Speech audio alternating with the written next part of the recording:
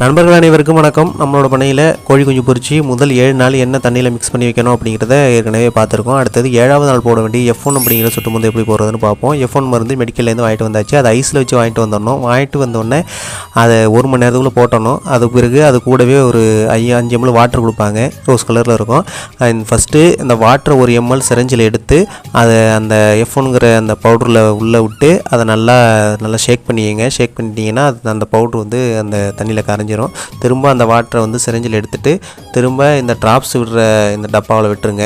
டப்பாவில் விட்டு நல்லா ஷேக் பண்ணிவிட்டு திரும்ப அதை கோழி குஞ்சுகளுக்கு கண்ணில் ஒரு சொட்டு மூக்கில் ஒரு சொட்டு விடுங்க. கண்ணில் மட்டும் ஒரு சொட்டு விட்டால் போதும். அப்படி விடுறப்போ சில சமயம் உதறிட்டு அப்படின்னா அந்த தண்ணிக்கு சரியாக உள்ளே போகாது. அதனால் மூக்கில் ஒரு சொட்டு விட்டிங்கன்னா எப்படியோ ஒரு சொட்டு உள்ளே போயிடும். அதுக்காக தான் விடுறது.